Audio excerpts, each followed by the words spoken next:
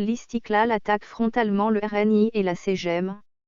Le parti alerte, dans un communiqué, sur le mariage de la politique avec l'argent au Parlement et dénonce la décision de la CGM d'empêcher ses membres d'avoir une appartenance politique. Le bureau exécutif de l'Istiqlal a tenu sa réunion hebdomadaire lundi 15 février. Le communiqué publié à l'issue de cette réunion comprend des attaques frontales contre le RNI et la CGM. En effet, le parti alerte sur la décision de la CGM de réviser son règlement intérieur pour empêcher ses membres souhaitant se présenter aux élections de leur droit constitutionnel à l'appartenance politique, sous prétexte de garantir sa neutralité. Il considère cette décision comme contraire à la loi.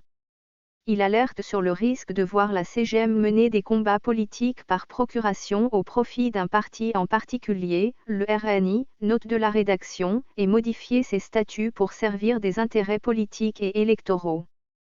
Il annonce qu'il veillera à rétablir la neutralité de la CGM, perdue depuis son infiltration par le parti en question, RNI, note de la rédaction, et son implication dans des calculs politiciens.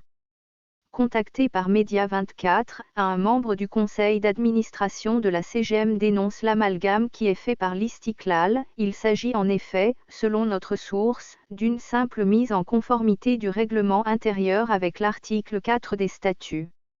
Ce dernier dispose que le président et le vice-président général ainsi que les présidents des CGM régionales n'ont pas le droit d'être encartés dans un parti politique.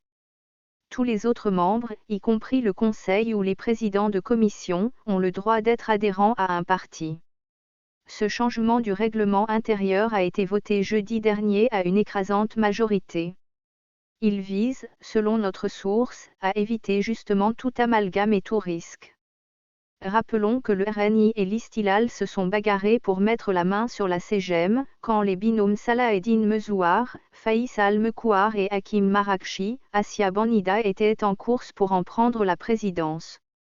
L'Istiqlal alerte également sur le danger du mariage de la politique avec le capital au sein du Parlement dans le but d'exercer une pression pour faire passer des amendements aux lois afin de servir les intérêts de certaines entreprises et renforcer leur mainmise et leur monopole du marché. Là aussi, c'est clairement le RNI qui est visé. Rappelons là aussi que le RNI a été le remplaçant de l'Istiqlal après que ce dernier, sous Hamid Chaba, ait quitté le gouvernement Bankiran. Actuellement, le RNI est accusé de chercher à enrôler des encartés PAM et Istiqlal en prévision des prochaines élections. Par ailleurs, le parti a exprimé son opposition à la suppression de la liste des jeunes aux élections de la Chambre des représentants, disposition inclue dans le projet modifiant la loi organique sur cette Chambre, approuvée en Conseil des ministres. Il considère qu'il s'agit d'un recul politique qui ne reflète pas la dynamique sociétale et les rôles actifs joués par la jeunesse.